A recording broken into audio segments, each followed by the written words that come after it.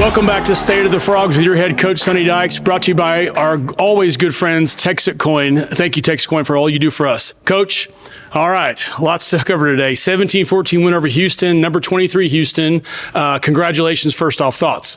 Yeah, good road win. I mean, kind of a hard-fought, ugly win, similar to the way we thought the game would go, really honestly. Just, talked about it all week. The team, when you get this late in the season, week 11, week 12, really boils down to which team's the most motivated team to play. And I thought our guys were highly motivated. We talked all week about how important it was going to be just to strain and try to figure out a way to win the game, not to pay attention to the highs and lows of the game. And our guys overcame a lot. I mean, you think about it, we overcame 4 turnovers. We overcame 2 touchdowns that got called back for penalty. Very seldom can you do those things and win a football game. We didn't score on either one of those drives where we had those penalties. And so, we had to overcome a lot. And to the guys' credit, they did. They found a way to win. We've got to do a better job as a team and as a program, though, of being able to pull away. We had our opportunities in this game to really separate and go up 2 scores, and we just didn't do it, and we missed those opportunities. And more often than not, when you do that, the other team finds a way to beat you. And that's happened to us a couple of times this year. We were in that same situation at Arizona State where we had a chance to kind of separate and go up 2-3 scores. Had the same opportunity against Iowa State here. We're unable to do it. Fortunately for us, we were able to make enough plays down the stretch that we were able to win on Saturday. And so lots of stuff to improve on, but a great win. Again, really proud of our players. We talked about all week again, there was going to be the culture was going to be really important, and I think that was a culture win for us. Just the fact that our guys never gave up and just kept fighting all the way through from start to finish gave us a chance to win. Yes, sir. You got it done. Well done, Coach. A couple of interesting storylines. First off, Joseph Manjack, obviously going back to Houston, being a senior here, he was 9 for 95. Can you comment on this? It's been talked about, I know, but that going home thing for him is a full circle. Yeah, I think so. I mean, look, it's he's a kid's from Houston, went to school, USC, and then transferred back to Houston. And I think it meant a lot to him. I mean, I think it always does. Anytime it's your hometown, it's a school that you played at. I think it's always important. The one thing that we talk a lot about is winning all the games that we can against Texas schools, and we're undefeated against other Texas schools this year. And I think that's part of the thing. You want to beat those teams when you have a chance to play them. And we have this year, and that's been a great thing. But yeah, I was happy for Joseph. Really played well. I hate that we got the 1 touchdown call back. He should have had about 45 more yards on there, but he didn't. But thought he played well. Thought he played hard, and obviously his play was a big. One of the reasons that we won. Nice storyline there, too. Another good one was Jeremy Payton had 100 yards, and John Denman played at the end there a little bit. It was kind of yeah, both the backs ran hard. Yeah, I thought Jeremy ran really, really hard. Thought John ran hard down the stretch when we needed to. We got the ball back with about 6.5 minutes, and I think everybody in the stadium knew we were going to run the football, and we ran it down there and got inside the 10-yard line and couldn't finish the drive. Was really disappointed. We had a 3rd and 3 and was disappointed that we couldn't get that last first down so we could take a knee and run the clock out and win the game in a normal manner. But kind of, as we talked about earlier, we haven't been able to do that consistently this year, and so we kind of had to hang on to our rear ends at the end. But the guys did, and it's good to win. Another one, your seniors, Caleb Alarmzor had 15 tackles, 10 solos. Yeah. Huge game. Yeah, huge game. He's had a huge year. Guys, really, Caleb's really turned into a good football player. I'm really proud of him. I mean, he's the consummate professional. Just works incredibly hard, prepares all week, is in the building all the time, doing everything he can to get himself ready to play at a high level. And, and it's carried over to the field. I mean, the guy knows what the other team's going to do. He spends so much time studying and so much time looking and really pays attention to the details and has really worked himself into becoming a good football player. For sure. The atmosphere looked electric when we were down there for the game. It looked like you were having fun on the way back. I don't know. Have you ever heard of a song called Living on a Prayer? Yeah. Coach? Yeah, we had a 3.5 hour equipment failure, I guess, on the airplane. Oh, wow. And so we had a lot of time to just sit there, and that's kind of how that whole thing happened. Had some players that grabbed the microphone and started singing a little bit. Somehow they talked me into doing it, and so they got a really bad song as a result. It was fantastic. You know much about Bon Jovi, Coach? I know more than I should about Bon Jovi. You know who their lead guitarist is? Richie Sambora, right? You know who he's married to? What is Heather Locklear. That is correct. Yeah. What about who his John Bon Jovi's great uncle was? I do not. Frank Sinatra. Okay, how There's about a little that trivia. How about another quick one? Their first hit. I don't know that one. Tough one. Runaway. Yeah, Runaway. And that one. Bon Jovi wrote the soundtrack for one particular movie. Do you know what movie that was? I don't. It's got Emilio Estevez and Kiefer Sutherland. Young Guns 2. Okay, there you go. There's your music trivia. Yeah, there for you the go. week. Yeah, I probably should have known that. If I had some time to think about that, I might have been able to get that one. We enjoyed the flight home and the song. That was actually very thanks. exciting. So I appreciate it. Yeah, it's good for our players and had a chance to relax a little bit, spend time together. You know, the funny thing about it is, look, I mean, you know, this is a high pressure, high stakes business, but at the end of the day, it's really about relationships and the players and you know, and these guys having a great experience while they're here and playing together and love this team, love the way the guys love each other, care about each other. They have fun together. We have fun together as an organization, as a group. And so it's fun to be able to do that. Guys will remember that the rest of their lives and just remember that delay because, you know, we had a good time with it and made the most out of a 3.5 hour delay. We were hoping to get home around 10 o'clock. And of course, it was 1:30 in the morning after getting home at 6 a.m., 7 a.m. the week before. So again, you got to credit our guys for having a great attitude. Well, I appreciate your thoughts there. We'll be right back. Coach talked to one of your seniors, Joseph Manjack, for once. He's been trying to get him for the entire season. We get to talk to him next. So that'll be Joseph Manjack next on State of the Frogs with your head coach, Sonny Dykes. Keeping score of your finances but missed the Bitcoin wagon? There's a second chance called Texit Coin. Score big at texitcoin.org.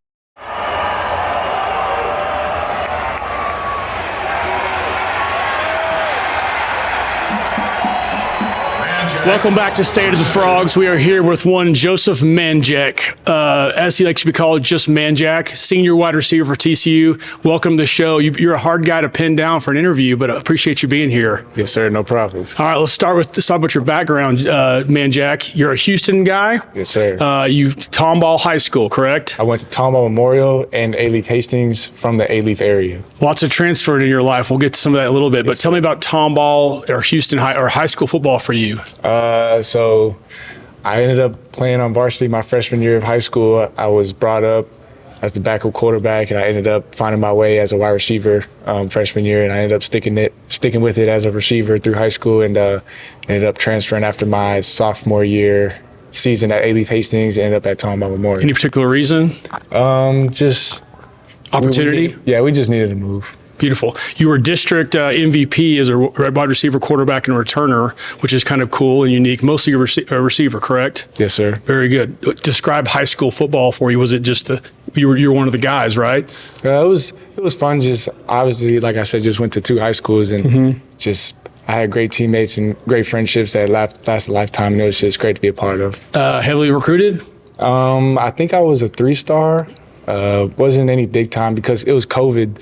I graduated 2021, so with COVID and stuff, it was a weird recruiting process for me. You signed with USC, where you went out as a freshman. You played 11 games as a freshman. Tell me about that a little bit. It was different. You know, I've always been close to home. I've never been like 20 minutes away from home. And then I ended up leaving Houston, going to Los Angeles, California, and it was a big culture shock. But I was grateful for the opportunity and learning my lessons there. As homesick a little bit, maybe? Is that fair? For sure. Okay, very good. For sure. You transfer back to Houston, 3 years with the Houston Cougars. Why Houston Cougars? Just close to home? You'd like to coach Holgerson? It was where I needed to be, you know. Okay. After evaluating with my downtime and with the transfer portal and stuff, I felt like it was the right fit for me. One of the games against UTSA, you had a one-handed catch. You were number 1 play at Sports Center. Do you remember that? Yes, sir. Tell us, what did that do for you? Anything? Just another day in the life of Manjack? It was just happy to get the win that day. Very good. Good answer. Good answer. So TCU, obviously you're a senior here at TCU. You come from Houston to TCU. Why TCU? I hit the transfer portal and we had guys that were here from Houston, like Dorchester and Raj, and came on my visit, and it felt like home. You know, obviously not Houston, but it felt just like it was home, and it has felt like that since. Very good. Coach Dykes recruited you in high school, yes? Yes, sir. So and that was back before he was at TCU. So you've had to know how little relationship with him, and then you come talk to him as a Houston moving to TCU. What's your impressions of Coach Dykes? Well, I was committed to SMU when Dykes was at SMU for a little bit, and then things ended up happening. I didn't end up going there. So I've always known of Coach Dykes, and I always wanted to play for him. And everything just comes back full circle and finishing off the right way. I feel very like. good. You made a pretty big impact here at TCU with your play and in your mannerisms. How's your senior year going for you? Obviously, the team's doing what it's doing, but how do you like TCU so far? I love it. It's been great to me so far. Just couldn't be any more grateful to be here. It's such a great place, such great people around here. I'm just so grateful. You seem like a really humble guy. That's nice to hear. What's family like for you? Family come to your games, all this stuff? Yeah, whenever they can. So far, everybody's been able to make every home game so far this year, mom and dad. But I had a lot of people at the Houston game last week. But yeah, family's big for me, and always grateful for them. Let's talk about that. So 3 years at Houston, you come to TCU for your senior year. You go back to Houston for Houston's senior day. You know a bunch of the guys on the team. You know Coach Fritz. What was that experience like for you? It was good. I was just happy we ended up getting the win, but it was good seeing my teammates out there and talk to them after the game as well. Did they all come in and give you a hug, say hi to you? Yeah, I don't think I got to say what's up to everybody, but majority of the guys that I did, it was good to see them. For sure. And we touched on this earlier in this interview, but you transferred a lot in your life. Is it just because opportunity presents itself? What's causing all these transfers? Is nothing wrong, good or bad, but you transfer a lot compared to most people we talk to. I think that's God's way of making you see the world, because I've always been big on not changing and always sticking to one thing that I know, like I don't like change at all, and then ended up transferring in high school. So I've been to 2 high schools, I've been to 3 colleges, so I feel like that was just God's way of, get out of your comfort zone. Very good, very good. So how's school going for you here? Good. So far, so good. I should be graduating this December with my master's. In what Liberal arts. Liberal arts. Do you know what you want to do next? Does NFL interest you? Of course. Of course, plan A is NFL, and then plan B, I've always done football ever since I was say 5 or 6 years old, so maybe try something that's not involved in football, but I feel like I would like to be a coach one day. If that happens, great. I think I would love it and be good at it, but I want to try something other than football. Very nice. You have the guys that know you a little bit and the guys on the team tell us kind of the similar story. You're kind of a tough guy. You have that tough guy mentality to you. What is it about Joseph Manjack that makes you Joseph Manjack, if you mind me asking such a direct question? I guess it was just how I was raised, Our whole family, we do things a little bit differently. Explain that.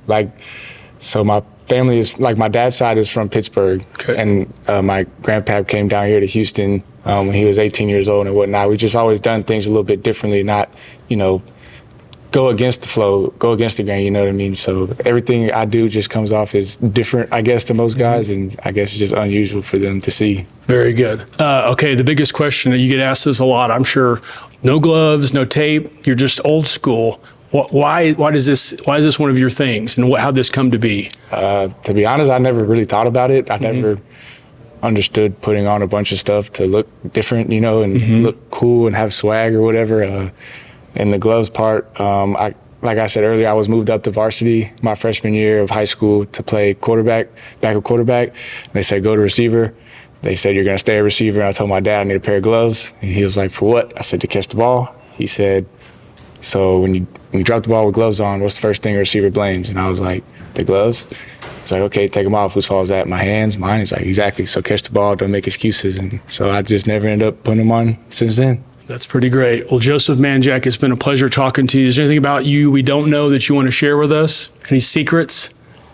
I don't think I got any for you. You got a few tats on you. What's up with the tattoos? So this is my sister right here.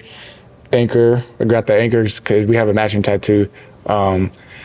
Anchor meaning whatever's going on your ship, on the boat, whatever the water's doing, can't control all that. But the anchor's not going anywhere, and I'm the older brother, so I'm not going anywhere for her. And she's my only little sister. She's not going anywhere either.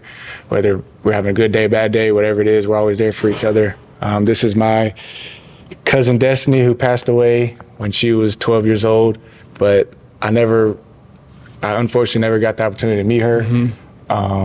But she made it to 12 years, but the doctors told her she wasn't going to make it to 12 days, 12 weeks, 12 months. She ended up making it 12 years. So it was just, great to be able to say that's my guardian nice angel tribute, and whatnot. for sure. So, for sure. Yeah, I was thinking about getting it touched up actually in this off season, but yeah, that's where Destiny comes from. And then I've got 2 blades from the God of War game. Long story short, I thought they were cool for one, and then I have a cross on the back because it all ties into, having hope and being hopeful in what you got going on in your life. And then I have 999 on my wrist because growing up, in high school, there's this rapper, Juice WRLD, who passed away, and his 999 thing was like, no matter what's going on in your life, good, bad, or ugly, you can always look at it from a different perspective. Like if something's bad going on, obviously, like 666 is not the mark of the devil. So he would say 999, like, okay, like is this lollipop good for you? It might taste good, but is it really good for you? You know what I mean? Just stuff like that. So I took that and took it as you could see things from a different perspective. Just always be grateful for what you got. Love it. Last question for you. Playing for Coach Kelly. Tell me about Coach Kelly. He's going to be on the show today, by the way, so say whatever you want. He's cool. He's cool people. When I came on my visit, we just connected good, and he's about his business, He cares about what he does, which is coaching receivers, and he's really good at it, and great person as well. You ever heard him rap? Sure have. We all have. We've been bugging him for years. He won't do it for us. He won't do it. Only does it for the receiver. All right. Thank you, Joseph Manjack. Good luck this weekend at Cincinnati. We're looking forward to the rest of the season, so yes, sir. Appreciate your time. Thank you. That's Joseph Manjack on State of the Frogs.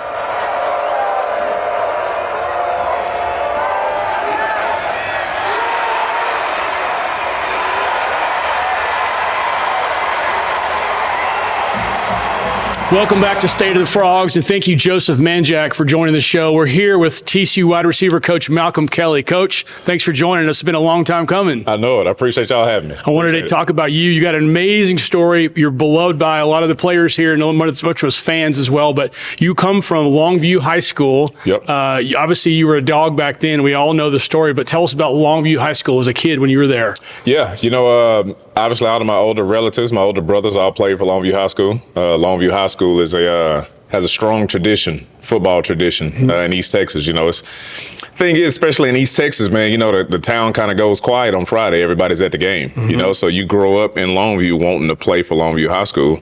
And Coach John King, legendary coach down there. And we were a tough bunch, you know what I mean? So guys, when they left that program, they usually had success because they've been through the fire.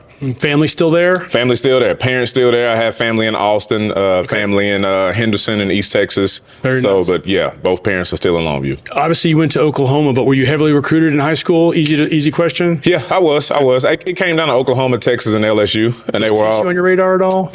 Not at the time. Not at the time. No. All three of those schools were 4.5 hours away from home. All of them were championship programs at the time, and I just went to Oklahoma, man. It reminded me a lot of Longview. It's just a tough program. Fair. Freshman All-American, you set the world on fire right out of the gate. Bob Stoops, coach. What was it like playing for Bob Stoops? I mean, it's unbelievable, man. I mean, he's one of the best. You know what I mean? And the thing is, too, if you talk to all the ex-players, they all love Coach Stoops. You know what I mean? That's the thing that Oklahoma, especially him and Coach Switzer. You talk to the guys who play for Coach Switzer, all of them love him. You talk to the guys who play for Coach Stoops, all of them love him. Yes, you know what I mean? So that's a great coach and a great person. Very good. So 3 years at OU, you're the fastest to 1,000 yards in OU history. Is that still in effect? Do you know? I believe so. I hadn't checked in a while, but I believe so. Those were good days. You had guys like Adrian Peterson and Sam Bradford was your quarterback for most of that, correct? Yes. Still in touch with these guys? Are they? Yeah, it's crazy. AD was just here a couple of weeks ago. His daughter was here visiting basketball program. Oh, nice. So he was actually in the indoor, and we sat there and got to chop it up for a little minute. So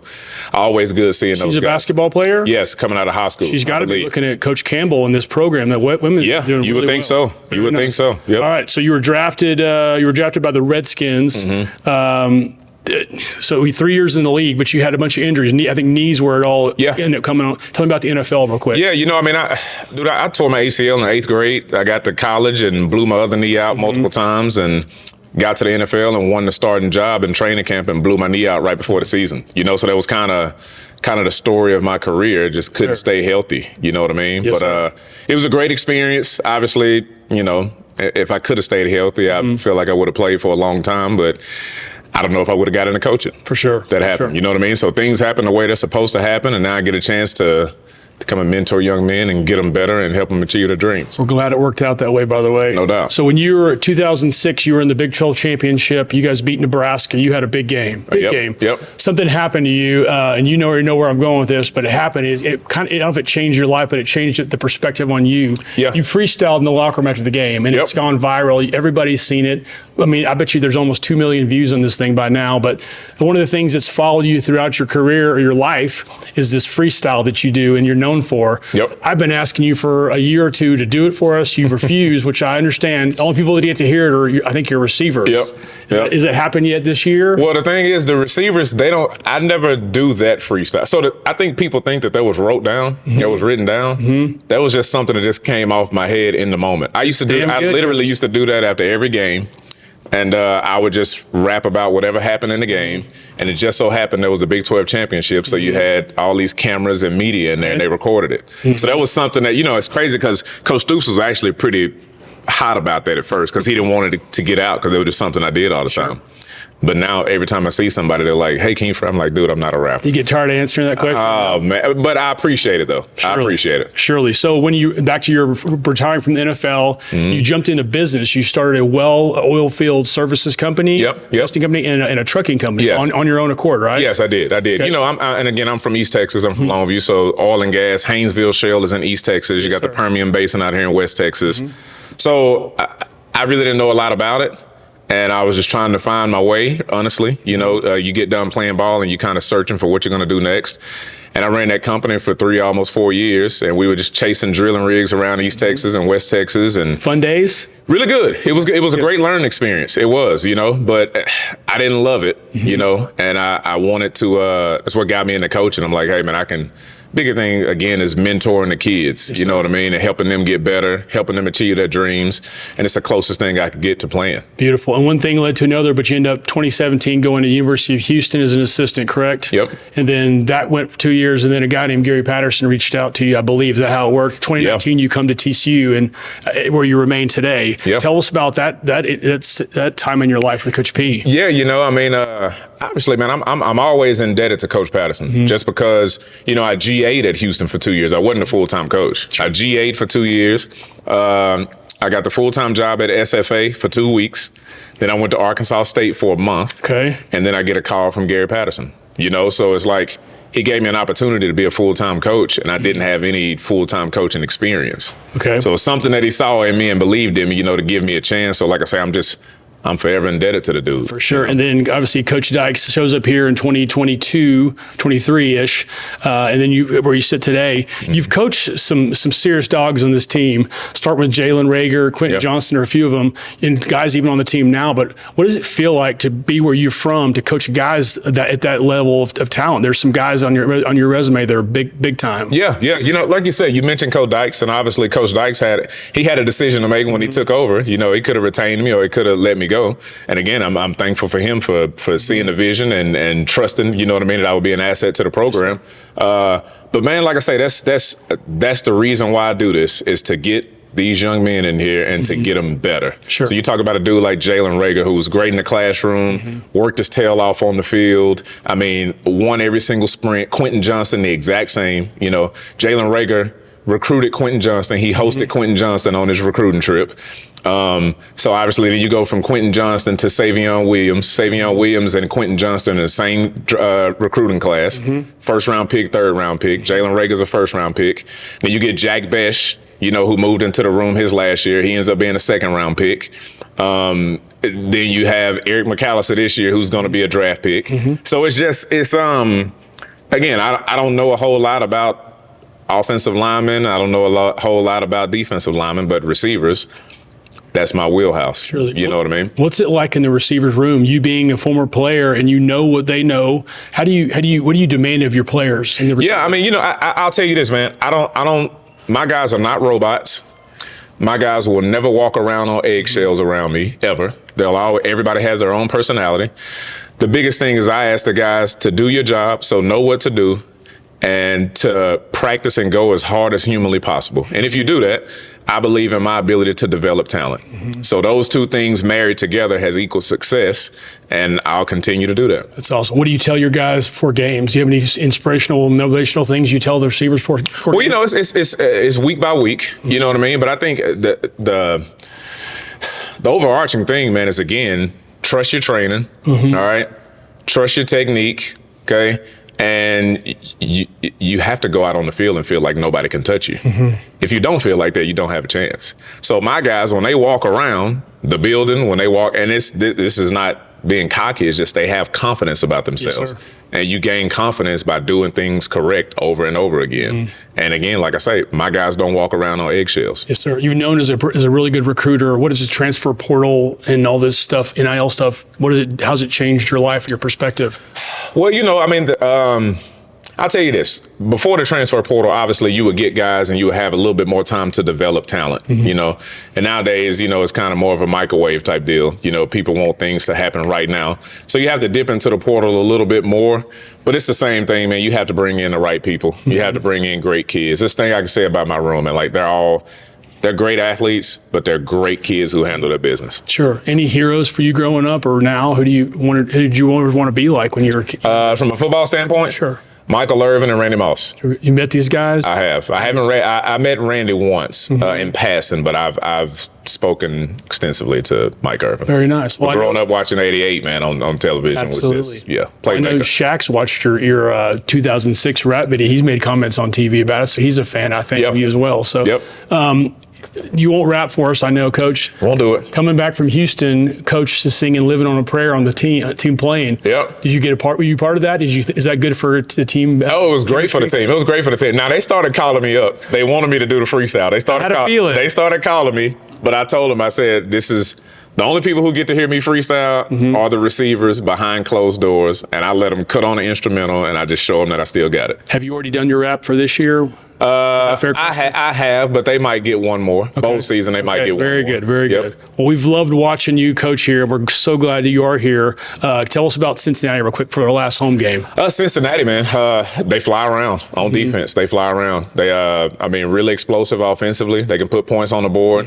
Defensively, man, they make it difficult for you. That's what they play on the back end, but they fly around and they play really hard. So we have to match and exceed their intensity and be detailed in our preparation. And if we do those things, then I like our chances. Very good. Coach, thank you for joining us. What do you love about TCU? Man, I tell you what, man, TCU, I've always said, TCU is a big-time football program and a small-time community. And when I say small-time, more like small-town community. I think kids can come to TCU and kind of sit in the crock pot and boil for a couple of years, and they don't have to worry about cameras being on them every day. If they drop a pass in practice, it's not blasted all over Twitter like it is on some programs. So you get a small private school experience with big-time football, and that doesn't exist in 99% of the places in the country. Yes, sir. Coach, I'm honored you joined us. Thanks very much, and good luck this Friday or the Saturday in Cincinnati. We look forward to see when it goes on in bowl season, too. Appreciate you. That's been Malcolm Kelly, TCU wide receiver coach on State of the Frogs. Up next, talk Coach Dykes in Cincinnati.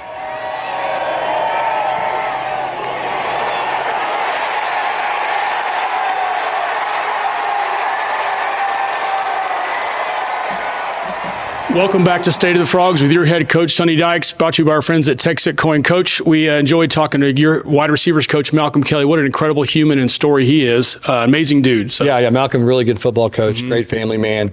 Obviously, really good player at Oklahoma. I'm still mad at him. I tried to recruit him when he was coming out of high school, but it turned out pretty well for him. Yes, sir. Well, let's talk about Cincinnati real quick, and almost as important as the game is it's Senior Day. Yeah. Last home game for your last home game for our guys. We celebrated Senior Day early in the year this year, so we're not going to do the presentation and all that. We did that for the Abilene Christian game.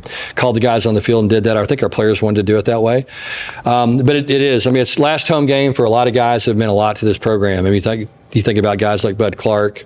Has been here for a long time, have been a really, really good player for us. Trent Battle, Chase Curtis. I mean, just on and on and on. We've had some incredible walk-ons that have meant the most to us in this program. Guys that have poured in and and all those guys. I mean, it's just there's a lot of players. I could sit here and name guys for 20 minutes, and but it's tough. I mean, it's tough when you lose those guys. You think about your program and your team with them not around, and they've been here the whole time we've been here, and they're great kids. They've been through coaching changes. They've been through the highs and the lows and on the good and the bad and all of it, and they never wavered, and they've always been incredibly hardworking and supportive of each other, and they love being a part of this program and love being a part of TCU. Some really good dudes on that team, you're no doubt about it. All right, Cincinnati, Coach, they're on a 3-game losing streak, but their record 7-4 matches your record 7-4. Yeah, they were a 7-1 team and really hit some good teams. I mean, lost to Utah, BYU, and Arizona, all 3 really good football teams, and a lot of winning and losing has to do with who you play, and so they've played some really, really good people down the stretch. They've got a great team. It's a very balanced team. They're very good on offense, very good on defense, very good on special teams. A quarterback that can run and throw. Defensively, they're really good up front. Got one of the best nose tackles in the league for sure, and D lines. Athletic linebackers, length, great tacklers at safety. I mean, just an overall really, really solid and good football team. That quarterback, Brandon Sorsby, he's a dual threat. He's from Denton, Texas. I know you recruited him, I'm sure.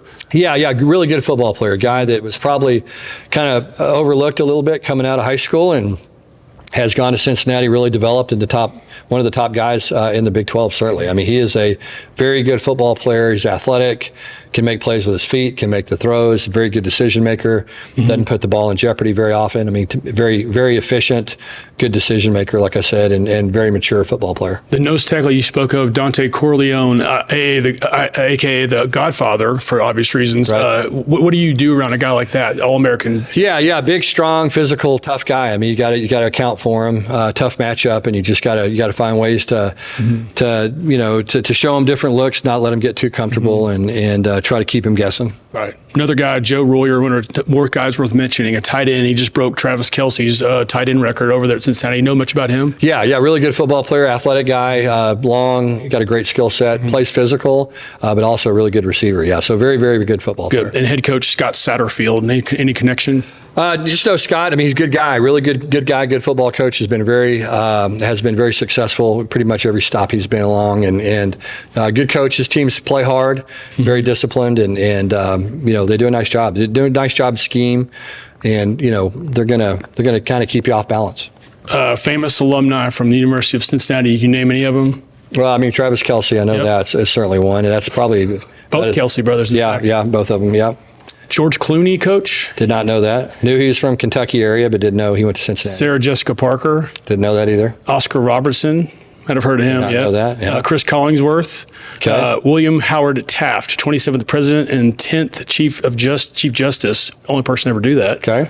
We'll move on from this because we're better things to talk about. All right, Coach, the TCU women's soccer team is now going to play Saturday night, same day as senior night here, up in Nashville against number 1 ranked Vandy in their bracket. Awesome. Yeah. And I saw. Congratulations to those guys. A number of our players went out there and supported the team, and again, that's what makes TCU special. Is all the other sports support football, and we try to support them as well. And again, we're all in this thing together. Really proud of Eric. They've got a great program. I mean, they very consistent and they do a great job. And the girls are fun to watch. I mean, they compete hard. They're very athletic. It's a fast team, and I wish them the best. Very cool to see you guys out there. Thanksgiving week we're in. What is the team schedule for Thanksgiving? Yeah, so we'll do a Thanksgiving meal Wednesday after practice as a group, and then Thursday we'll let the guys grab and go so that they're going to go with families. Any player that doesn't have anywhere to go, come to our house. We usually have anywhere between 15, 25 of the players at our house for Thanksgiving on Thursday, so we'll see what we end up with this year. But it's a special time. I mean, I think all of us are very fortunate to be in the situation that we're in and have the jobs we have, and I think it's always good to give gratitude and to try to point out again how fortunate we all are. Yes, and so it's certainly a day of looking at back on your life and all your experiences and being thankful for all the opportunities. Is this a catered Thanksgiving for the players? No, we cook. Yeah, we cook. I don't know how much time I'll have prior to that. Usually Kate handles it, and maybe I'll stick a turkey in the smoker or something late Wednesday night. Well, happy Thanksgiving to you guys and the team. Appreciate it. Forward to you guys. So Saturday, 2:30 at the Carter. Let's pack this place, Coach. It's on Fox. We're excited for the game. Alexa Lanasoy, the TCU alum, is working the sidelines again. So Yeah, awesome, good. She's done a really good job for us. Look forward to seeing that. So, Coach, look forward to Saturday, senior night. We appreciate you being here. Thanks again. Okay, thank you guys. That's been State of the Frogs, your head coach, Sonny Dykes. Brought to you by our friends at Texit Coin.